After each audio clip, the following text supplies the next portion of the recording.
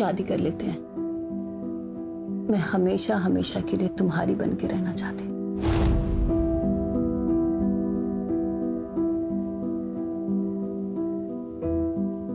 चल कर लेते हैं, पर तुम्हें आशीष को डिवोर्स देना होगा।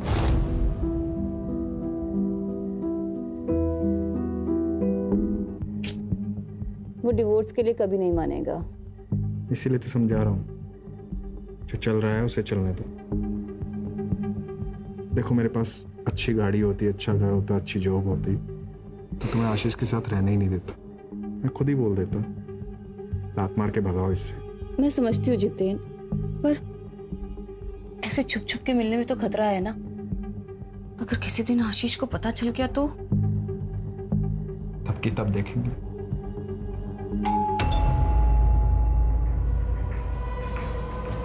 हे भगवान, वो आज इतनी जल्दी कैसे आ गए? तुम चुप हो, तुम चुप हो जल्दी से।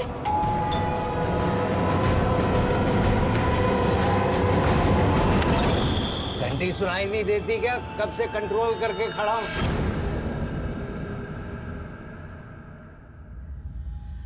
यहाँ टंकी फुल है मेरी, अभी खोलती नहीं तो यहीं टंकी खाली कर देता।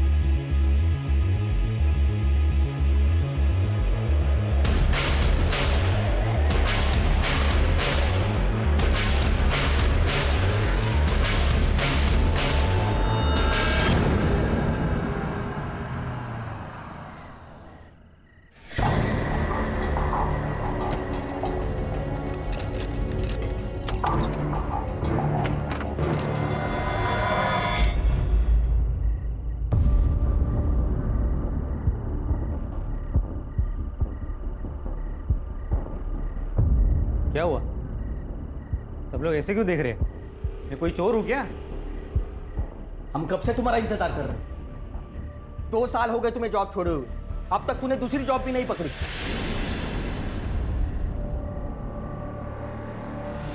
तुम्हें पता भी है 5 लोगों के परिवार के लिए कितना खर्चा आता है? देख, मैं अकेले इस घर का खर्चा नहीं उठा सकता। तो मैंने कब मना किया है? जब भी जॉब लगेगी ना, सारे पैसे लौटा दूंगा।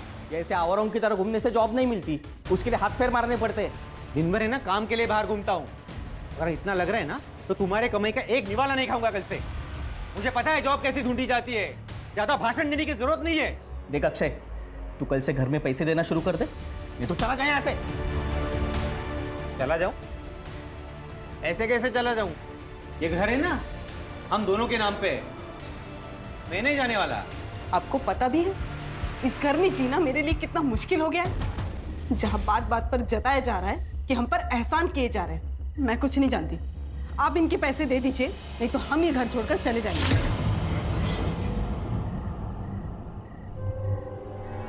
कोई कहीं नहीं जा रहा है। मेरे बेटे मेरे साथ एक ही छत के नीचे रहेंगे। हाँ तो पूछिए नहीं इससे, जॉब नहीं करता तो दिन भर कहाँ घूमता रहता है? दिन भर जहां भी रहता हूं ना, आपके लिए अच्छा ही है ना। मेरे हिस्से का 2 वक्त का खाने का पैसा बच जाता है। कैसी बात कर रहे देवर जी? अनुराग ने कब आपको घर में खाना खाने के लिए मना किया?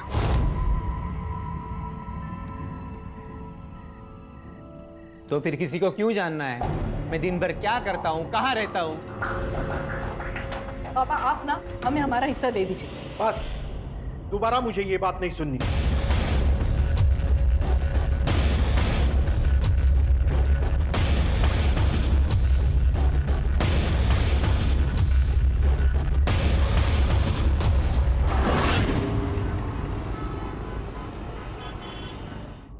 सुनिए, वो मुझे कुछ पैसे चाहिए थे, वो घर का थोड़ा सामान लेकर आना है। अभी 2 दिन पहले ही तो दिए थे 1000 रुपए।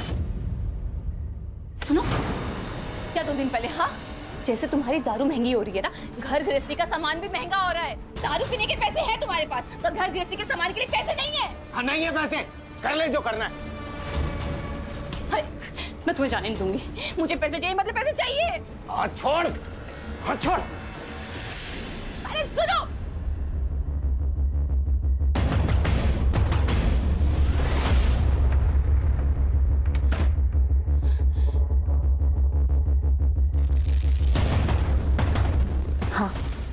वो अभी घर से बाहर निकला है। ठीक है।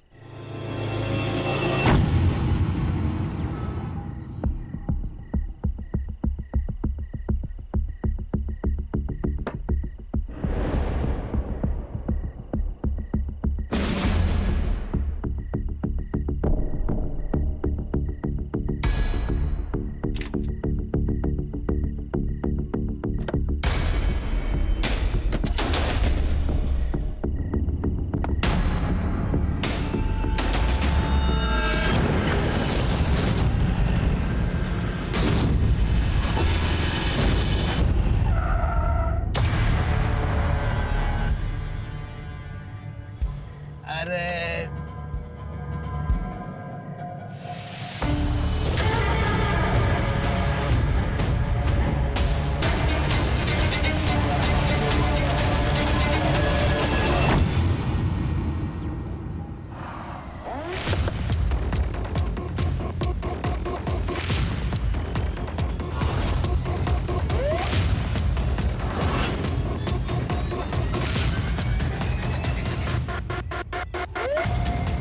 बॉडी पर कहीं भी स्ट्रगल के मार्क्स नहीं हैं, लेकिन बॉडी पर स्टैबिंग मार्क्स हैं। शायद मर्डर नहीं चाहता था कि कोई इसे पहचान सके।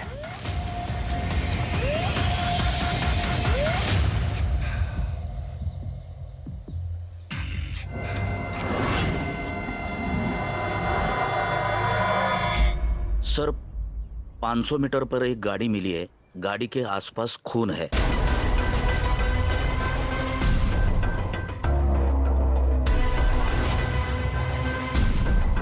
सर गाड़ी में कुछ नहीं मिला।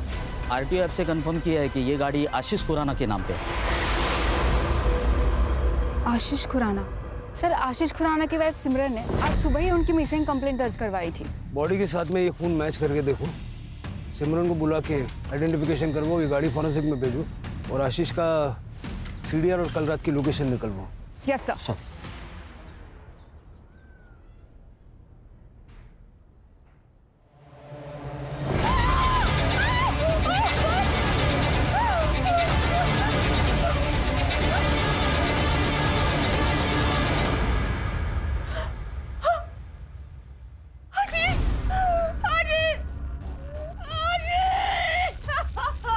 तृप्ति,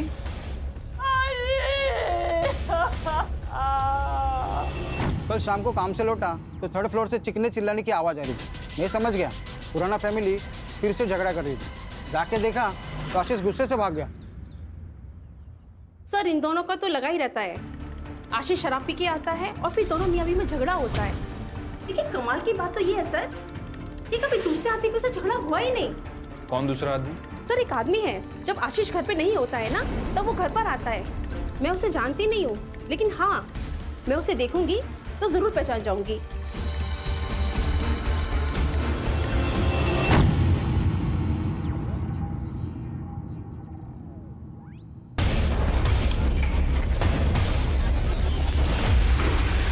तो आपके हस्बैंड मिस्टर आशीष खुराना उस शाम को 7 बजे घर से बाहर निकले थे और फिर वापस लौटे ही नहीं। जी सर, हर दिन वो आधी रात को घर वापस आते थे। सर उस दिन मैंने फोन किया उन्हें तो उन्होंने कहा कि वो आधे घंटे में आ रहे हैं। सर उसके बाद मेरी आंख लग गई थी तो रात के करीब 3 बजे मेरी आंख खुली। वो घर वापस नहीं आए थे। मैंने उन्हें फोन किया पर सर सुबह तक उनका कोई रिस्पॉन्स नहीं आया। फिर सर मैं पुलिस स्टेशन चली गई। देर रात तक घर से बाहर रहने की क्या वजह थी? कम? नहीं सर, उन्हें शराब पीने की लत लगी हुई थी।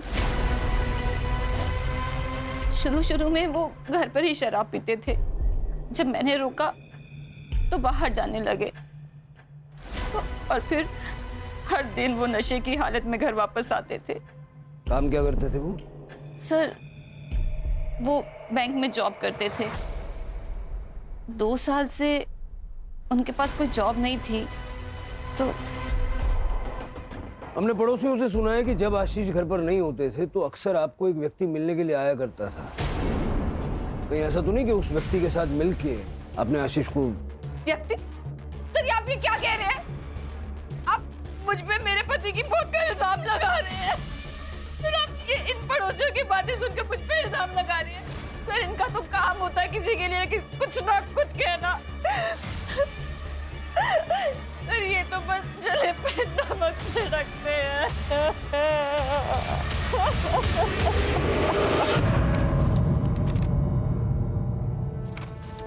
क्या इस आदमी को जानते हो? हाँ मैडम, यह आदमी तो कल रात को यहाँ पर बैठ के दारू पी रहा था।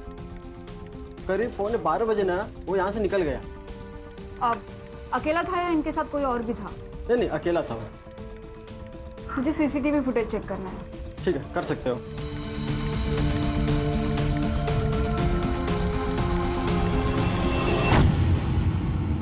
सर हमने बार का सीसीटीवी फुटेज चेक किया और जैसे मैनेजर ने हमें बताया वैसे ही आशीष बार में अकेला ही ड्रिंक कर रहा था और 11:45 को आशीष बार से अकेला ही निकला और आशीष के लोकेशन डिटेल के अनुसार वो नॉन स्टॉप ट्रैवल कर रहा था वहां तक जहां पर हमें उसकी बॉडी मिली, जो कि एक सुनसान जगह है। आशीष अकेला गाड़ी चला रहा था, इसका मतलब किसी ने रास्ते में उसे रोका और उस पर हमला किया। ये 12 तारीख की रात का मालजीपाड़ा का डंप डेटा निकल हुआ। Yes sir. Sir PM report और फॉरेंसिक रिपोर्ट आ गई है। सर रिपोर्ट के हिसाब से उसकी मौत 12 तारीख की रात 12 से 13 तारीख की सुबह 3 बजे के बीच में हुई। मल्टीपल स्टैबिंग और एक्सेसिव ब्लड लॉस, और सर उसके लंग्स में धुएं के ट्रेसेस नहीं मिले, मतलब कि उसे मारने के बाद जलाया गया। और सर फॉरेंसिक में कुछ खास नहीं है, उसकी कार में उसके अलावा किसी के फिंगरप्रिंट नहीं है।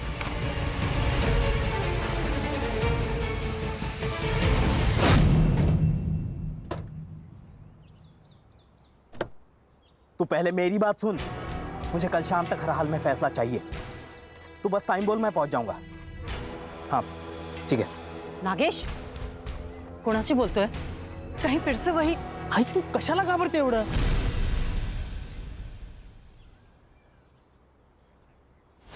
अरे दे, मैं सब ठीक कर दूंगा। अच्छा ठीक है, बाय।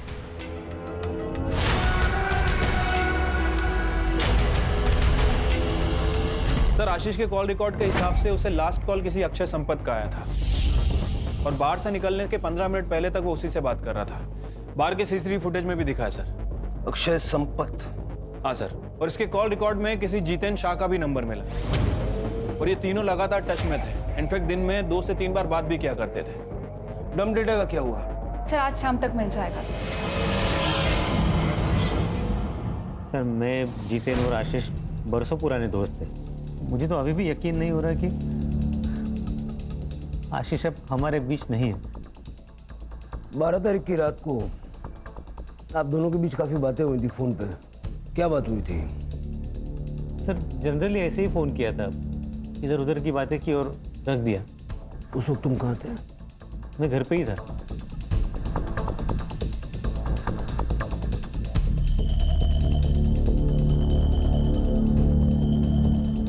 हाँ कदम, ठीक है सर।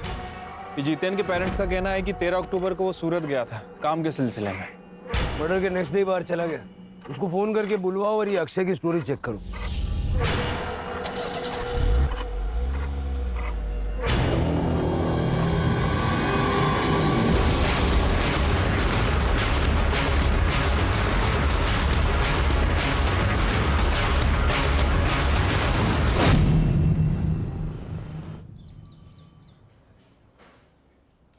झूठ क्यों बोला? जिस वक्त आशीष बाहर से बाहर निकला उसी वक्त तू भी अपने घर से बाहर निकला और फिर रात को 1:30 बजे तक तुम्हारा फोन स्विच ऑफ था। वो क्या है सर, मैं रात को अक्सर बाहर जाया करता हूँ। वो क्या है ना, मुझे पान खाए बगैर नींद नहीं आती। और रही बात मोबाइल की, तो मेरी मोबाइल की बैटरी डाउन हो गई थी सर, इसलिए स्विच ऑफ हो गया था। लेकिन मैं जैसे ही घर लौटा मैंने चार्जिंग पे लगाया और सो गया। कितने घंटे तक बाहर था? यही कोई लगभग 1 आध घंटा। पान वाले के वहाँ बहुत भीड़ थी क्या? 1 घंटा लग गया? नहीं सर, वो क्या है, मैं पान खाने के बाद ड्राइव पे जाता हूँ। वो ट्रैफिक कम रहती है ना रात को। कौन से पान वाले के वहाँ गया था? चौरसिया पान वाला सर। अक्षय साहब वो तो हमेशा आते रहते साहब। उस रात को भी करीब 12 बजे आए थे। तो मैं इतना यकीन कैसा है? उस रात उन्होंने मुझे 2000 रुपए का नोट दिया था। मेरे पास भी छुट्टा नहीं था, उन्होंने मेरे पे भरोसा कर लिया। वो बोले मैं रोज आते रहता हूँ, बाद में पैसे लेके जाऊंगा। ठीक है, थैंक यू। हाँ, अक्षय तो दिन रात घर से बाहर ही रहता है। घर में तो बस खाना खाने आता है। पता नहीं कौन से बिजनेस की प्लानिंग कर रहे हैं। हमारी तो छोड़िए, उसकी खुद की पत्नी भी परेशान रहती है। मतलब दिन भर वो काम की वजह से घर पे नहीं होता है। सालों से उसे पान खाने की आदत है, तो रात को 1-2 घंटे के लिए वो बाहर चला जाता है। सर, पूरे घर का माहौल खराब करके रखा इसने। इसकी इन आदतों की वजह से हमने पूछना भी बंद कर दिया है।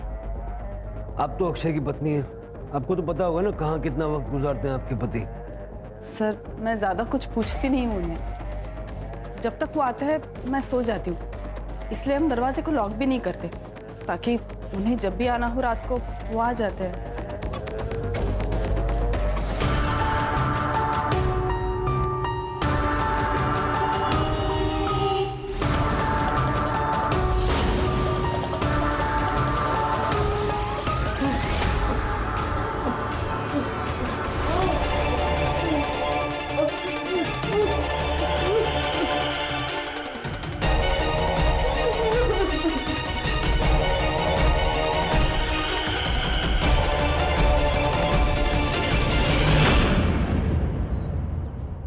अगर अक्षय ने आशीष को नहीं मारा है तो फिर कौन हो सकता है?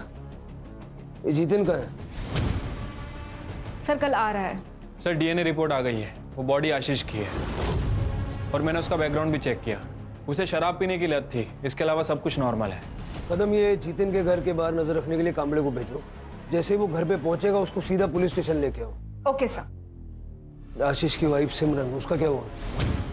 सर उसकी सीडीआर चेक की, एक नंबर मिला है जिससे वो लगातार बात करती है।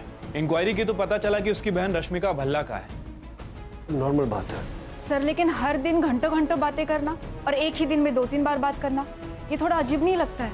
रश्मिका और सिमरन दोनों के सीडीआर और लोकेशंस निकलवाओ। सर, और इसके पास और एक जली हुई बॉडी मिली है।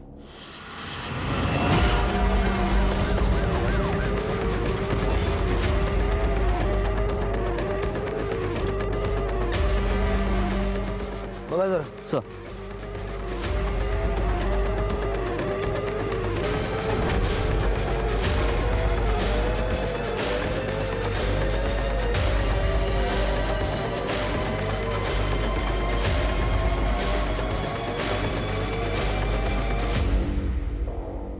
सर, बॉडी को पेट्रोल से जलाया गया है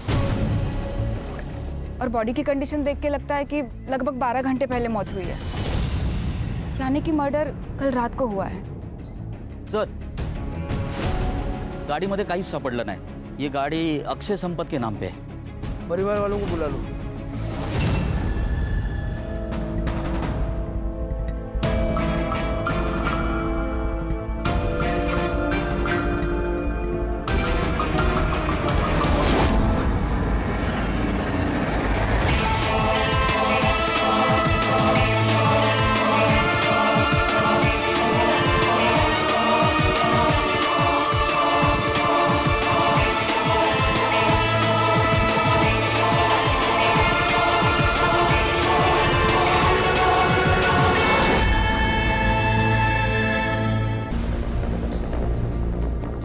हमें बॉडी पर से ये वॉलेट, कपड़े और एक घड़ी मिली है।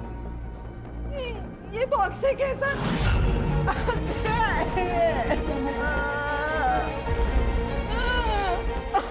हमें आप लोगों का डीएनए टेस्ट करना पड़ेगा ताकि पता चल सके कि अक्षय की बॉडी है।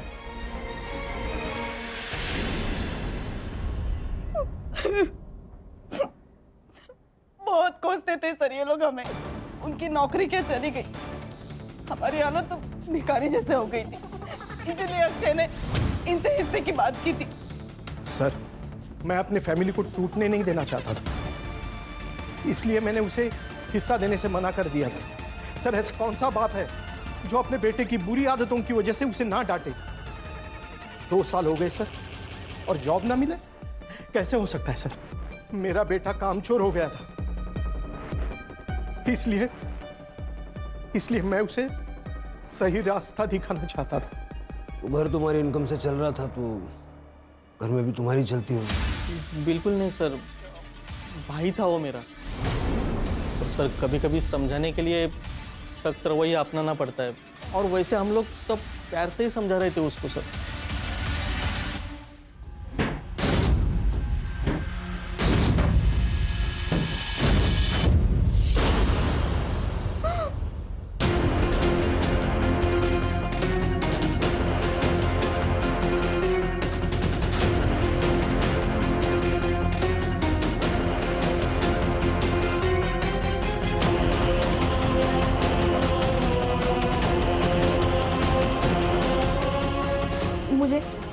वॉशरूम जाना है।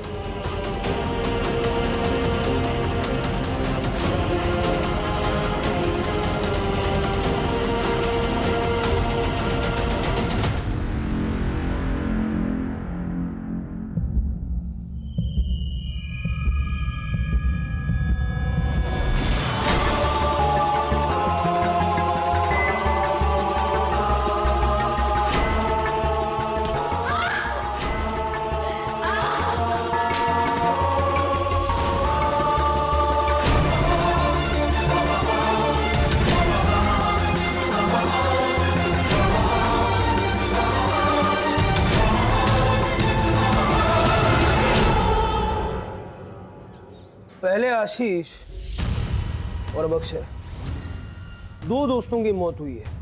ये इत्तेफाक है या सोची समझी साजिश? दोनों मर्डर्स के बीच में कोई कनेक्शन नजर आ रहा है? नहीं सर। सिवाय इसके कि दोनों दोस्त थे और दोनों को मारने का तरीका सेम है। कुछ तो है जो हमें सतह पे नजर नहीं आ रहा, कुछ ऐसा जो इन दोनों के या तीनों के पास से जुड़ा हुआ है। सर, जितेन आ गया। क्या? अक्षय नहीं रहा? उसका मर्डर हुआ है उसी तरह जैसे आशीष का हुआ। जब ये सब हुआ तुम कहां थे? सर, डायमंड के बिजनेस में हाथ आजमाना चाहता था। सूरत गया था अपने कजिन के पास, उसका डायमंड पॉलिशिंग का काम है। तुम्हारे अक्षय और आशीष के बीच में रिश्ते कैसे थे? तीनों गहरे दोस्त थे सर, एक दूसरे के बहुत करीब। लेकिन अब तो मैं अकेला।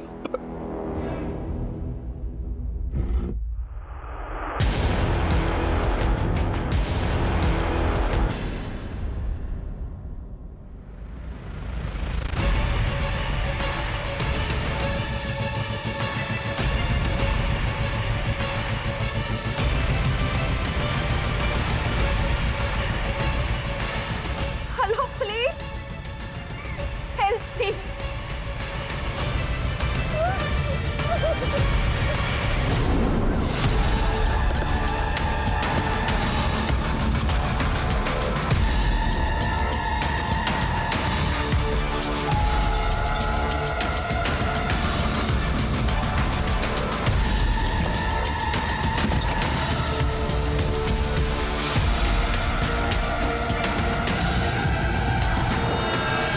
कदम, यस सर।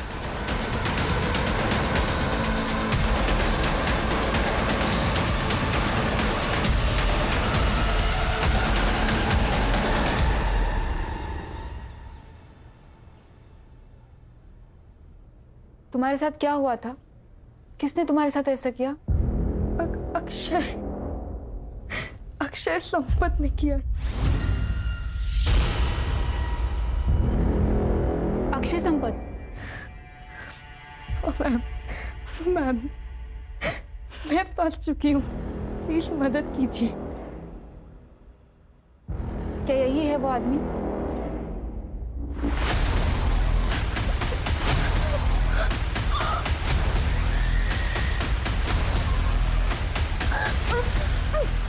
सर प्लीज आप बाहर जाइए।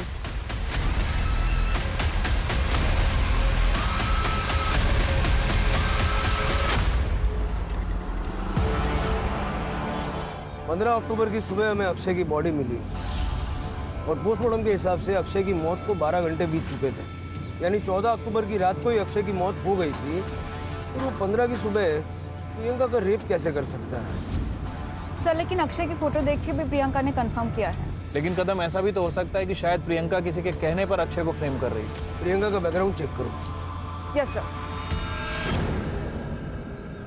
सर प्रियंका के घर की तलाशी ली, ना ही कोई बड़ा अमाउंट मिला है ना ही कोई बड़ी ज्वेलरी। घर का बेसिक सामान है सर, और थोड़ा बहुत पैसा है। हाँ सर, प्रियंका ने यह फ्लैट रेंट पे लिया था, लेकिन डील के वक्त तो 2 आदमी आए थे। कौन 2 आदमी थे? सर मैंने प्रियंका के बैंक डिटेल्स चेक किए। अक्षय संपत्ति के साथ साथ एक और आदमी प्रियंका को मंथली अलाउंसेस दे रहा था। कौन? सर ये सच है कि प्रियंका से रिलेशन बनाने के लिए मैं उसे पैसे देता था, पर इसमें गलत क्या है?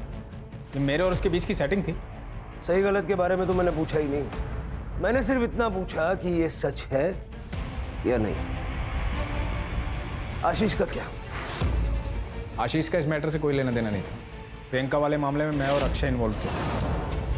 प्रियंका ने कहा कि 15 अक्टूबर की सुबह अक्षय ने उसका रेप किया। कैसे हो सकता है? क्योंकि अक्षय तो 14 अक्टूबर की रात को मर चुका था। उसके पूरे शरीर पे चाकू से वार किए गए और बाद में पेट्रोल डाल के उसे जला दिया गया।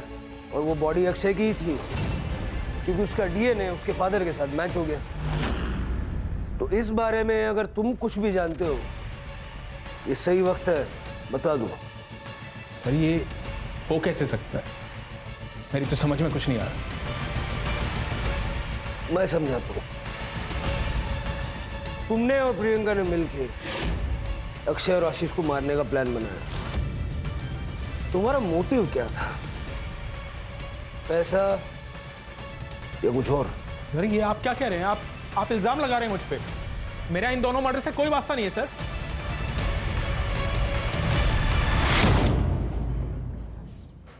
सर आशीष, जितेन और अक्षय, इन तीनों की दोस्ती के अलावा एक और कनेक्शन है इन तीनों से रिलेटेड।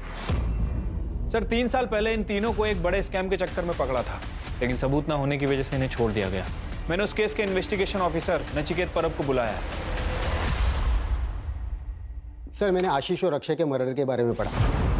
3 साल पहले आशीष, अक्षय और जितेन, इन तीनों ने मिलकर मुंबई के बैंक में फ्रॉड किया था, जिसकी इन्वेस्टिगेशन मैं कर रहा था। क्या किया था? सर दरअसल आशीष, अक्षय और जितेन तीनों लोन डिपार्टमेंट में काम करते थे। 3 साल पहले गवर्नमेंट ने गरीब लोगों के लिए एक स्कीम लाई थी, जिससे वो गरीब लोगों को 50,000 रुपये का लोन दे रही थी।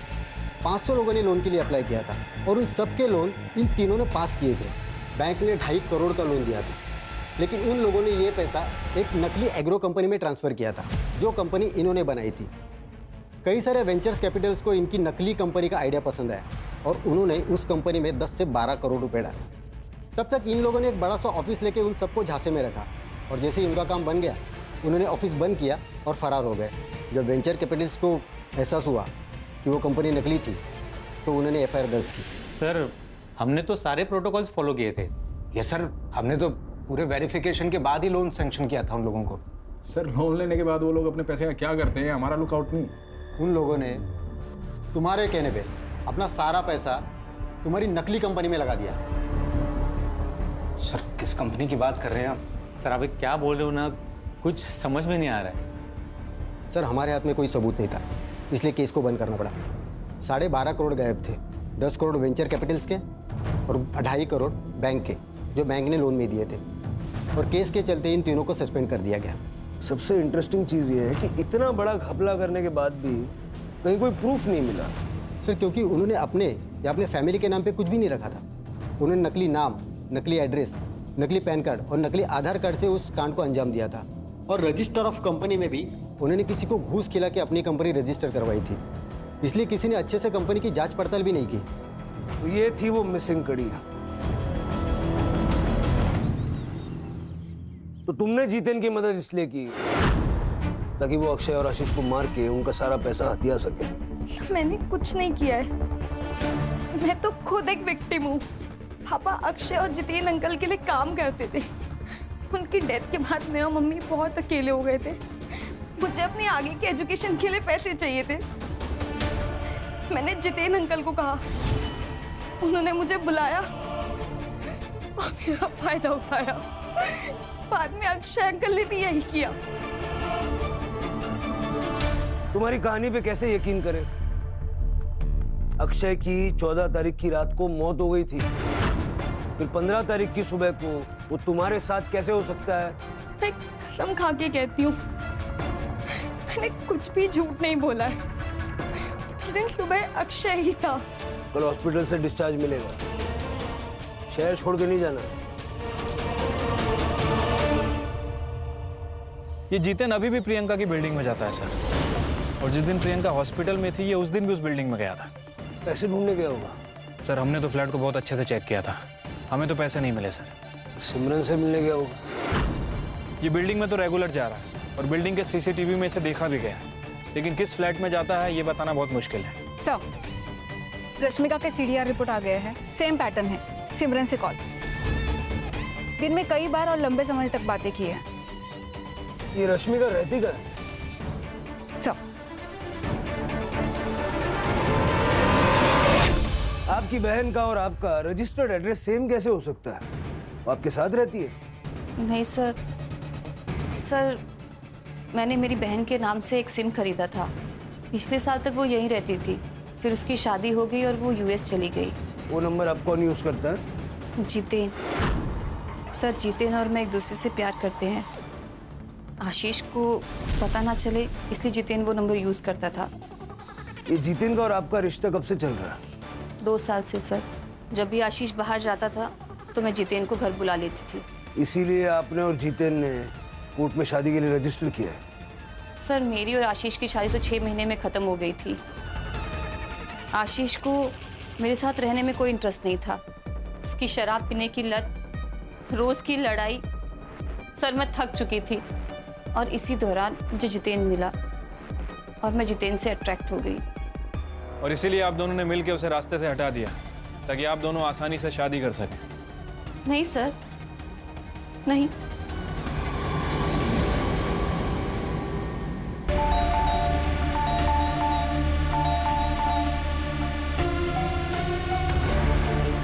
सचिन अच्छा हुआ तुम आ गई। देखो ना बहुत स्मेल आ रही है, गेट भी नहीं खोल रहा है। मैं पुलिस को फोन करता हूँ। Hello hello, police station.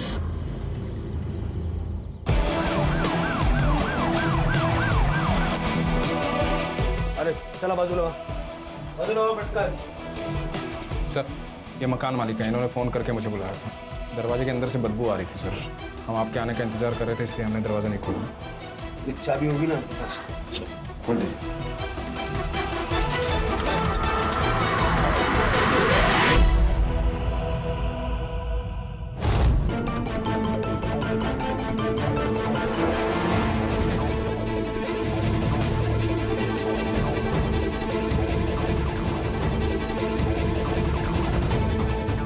Sir ये सुसाइड नोट मिला है। पुलिस को सब कुछ सच बताने की बात थी। पुलिस मुझे ही मर्डर्स का जिम्मेदार मान रही है। जब पुलिस ही गलत इल्जाम लगाएगी तो मैं किसके पास मदद के लिए गुहार लगाऊं? मैं पूरी तरह निराश हो चुकी हूँ, इसलिए मैं अपनी जिंदगी खत्म कर रही हूँ। सर आशीष और अक्षय की मर्डर की इन्वेस्टिगेशन कहाँ तक पहुँची है? देखिए इन्वेस्टिगेशन अभी चल रही है, अभी कुछ कह नहीं सकते। आप लोग कुछ कहते ही क्या है सर? 2 लोगों का मर्डर हो चुका है और दोनों के ऊपर 12 करोड़ की लूट का इल्जाम है। एक लड़की ने सुसाइड कर लिया, चाहे तो आप उसको बचा सकते थे अगर आप अपना काम ढंग से करते तो, लेकिन आप लोगों ने ऐसी कोई कोशिश नहीं की। जवाब दीजिए सर। मैम अभी इन्वेस्टिगेशन चल रही है, जो भी अपडेट होगा हम आप लोगों को बता देंगे। प्लीज चलिए आप लोग। सर आइए। सर आप रात को सुकून की नींद कैसे सो पाते हैं जानते हुए कि आपकी वजह से किसी की मौत हो गई है?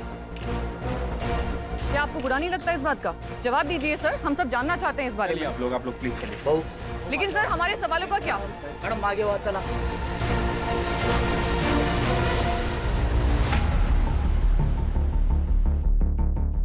हो सकता है कि जितेन और सिमरन ये दोनों इन्वेस्टिगेशन को भटकाने के लिए प्रियंका को मार के ये सुसाइड का नाटक रच रहे हैं। और अगर प्रियंका ने वाकई में सुसाइड किया है तो पोस्टमार्टम रिपोर्ट में क्लियर हो जाएगा।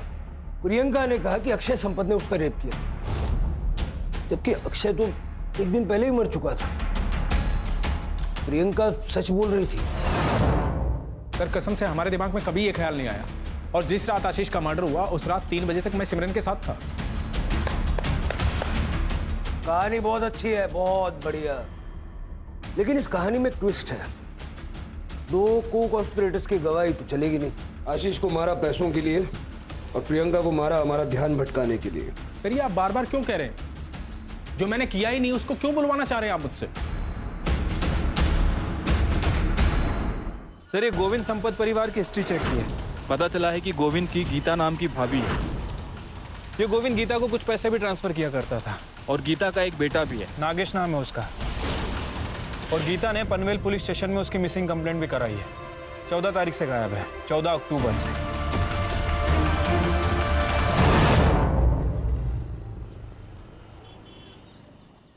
नागेश की किसी के साथ कोई दुश्मनी वगैरह थी क्या? नहीं तो 14 अक्टूबर को नागेश कहाँ गया था? उस दिन उसने शाम को मुझे फोन किया था और मुझसे कहा कि उसे आने में देरी होगी। मैंने उससे पूछा भी क्यों। उसने कहा था वो घर आके मुझे खुशखबरी देगा, लेकिन वो नहीं आया। कदम, नागेश की गाड़ी की डिटेल्स ले लो।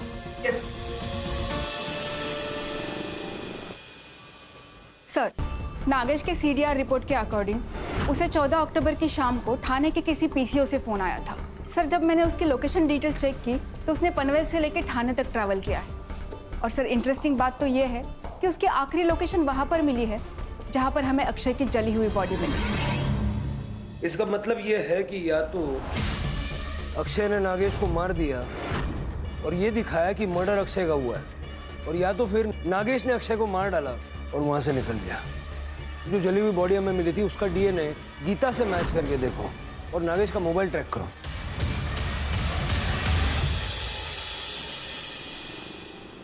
सर, ये नागेश का फोन थोड़ी देर पहले पुणे में ऑन हुआ था, लेकिन स्विच ऑफ हो गया। सिम कार्ड डीलर को ट्रेस।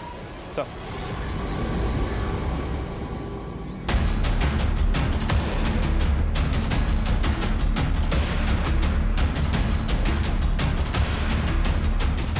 इनमें से कौन था?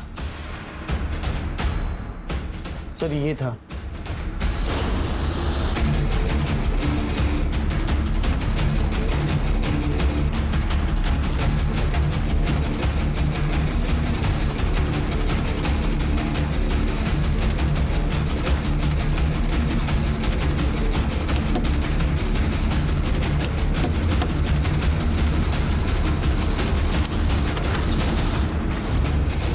उसमें ही रहती थी। गोविंद शादीशुदा थे, फिर भी हमें एक दूसरे से प्यार हो गया और उसने मुझसे मंदिर में शादी कर ली। और जब मैं प्रेग्नेंट हुई तो उसने मुझे पनवेल वाले घर में शिफ्ट कर दिया ताकि हमारे रिश्ते के बारे में किसी को पता ना चले। लेकिन हाँ, गोविंद की पहली बीवी के बच्चों से उसकी कुछ लड़ाई चल रही थी। प्रॉपर्टी और पैसे के हिस्से को लेकर गोविंद नागेश को हिस्सा देना चाहता था, लेकिन अक्षय और अनुराग को मंजूर नहीं था, इसलिए कई बार उन लोगों में झगड़ा हुआ। तू पहले मेरी बात सुन। मुझे कल शाम तक हर हाल में फैसला चाहिए। तू बस टाइम बोल, मैं पहुंच जाऊंगा। और किसी से उसकी कोई लड़ाई नहीं थी।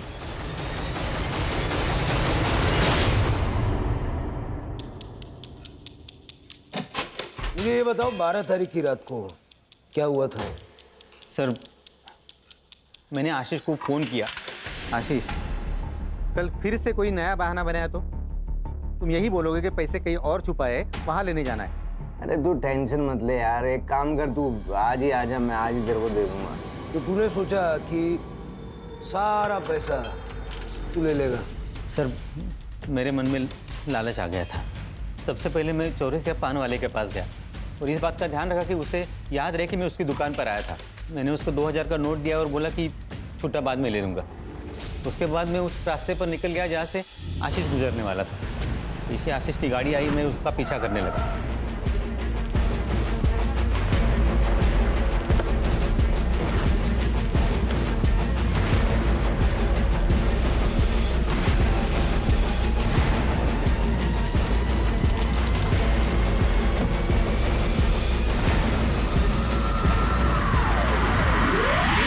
सर, बैंक के फ्रॉड से हमें 12.5 करोड़ रुपए मिले थे। वो सारे पैसे हमने आशीष के पास रखे थे। नीरज और मैं बार बार उसे कह रहे थे कि हमें हमारा पैसा दे दे ताकि हम भी हमारी ज़िंदगी में आगे बढ़े, लेकिन वो हमेशा हमारी बात टाल देता था। साहब, ये अक्षय आशीष को कुछ नहीं बोलता था, मैं ही उसके पीछे पड़ा रहता था। मैं कहता था अरे जब पैसा है और उसे इस्तेमाल नहीं कर सकते तो क्या फ़ायदा। मुझे नहीं पता था ये कमीना उसे मार देगा। तू भी कोई बड़ा दूध का धुला नहीं है, समझा ना? Control control. पैसा कहाँ छुपा है? सर, ये सब करके मैं घर आ गया और पैसे गिनने लगा। तब मेरा भाई अनुराग, उसने मुझे देख लिया। मुझे उसे सब बताना पड़ा। तब अनुराग ने मुझे एक आइडिया दिया।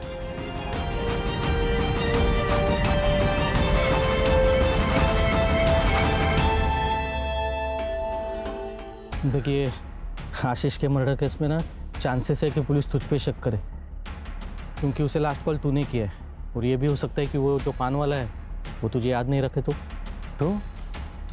फिर अभी क्या करना चाहिए? देख भाई, तुझे मरना होगा। क्या? अरे मतलब तेरे नाम पे किसी और को मरना होगा। लेकिन ऐसा है कौन? तो तुम दोनों ने मिलके नागेश को मारने का प्लान बनाया ताकि नागेश का और गोविंद का डीएनए आसानी से आपस में मैच हो जाए और ये प्रूव हो जाए कि मरने वाला तू है।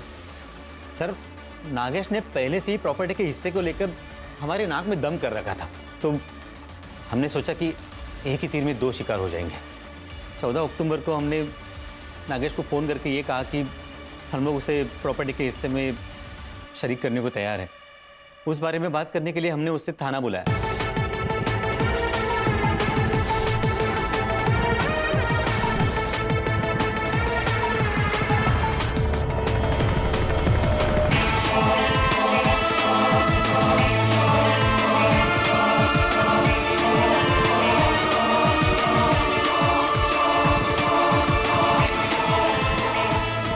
और मैं रात भर यहाँ वहाँ घूमते रहे, यही सोचते कि आगे क्या करना है। तब अनुराग ने मुझे बताया कि उसे सब कुछ सेट करने के लिए कुछ वक्त चाहिए, तो मैंने सोचा मैं भी अपना समय प्रियंका के साथ बिताऊं। लेकिन सर, जब मैं वहाँ पहुँचा तब मुझे नहीं चाहिए पैसे, जाओ। किसे जाने को बोल?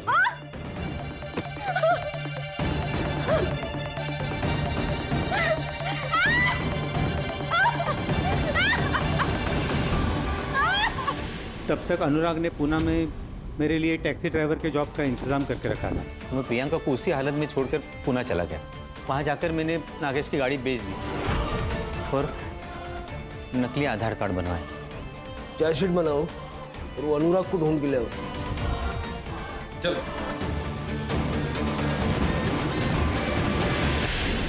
इतने गरीबों को लूटा, बैंक को बेवकूफ बनाया, करोड़ों रुपयों का गबन किया, अंत में क्या मिला? पैसा जरूरी है, लेकिन अनैतिक रूप से कमाया हुआ पैसा क्या वाकई आपके काम आ सकता है? सर, जैसे आपने बताया था, मैंने प्रियंका के होम टाउन का एड्रेस निकाल के उसकी माँ को पानीपत में खबर पहुंचा दी है, और उनको ये भी बताया है कि उनकी बेटी कॉल सेंटर में जॉब करती थी।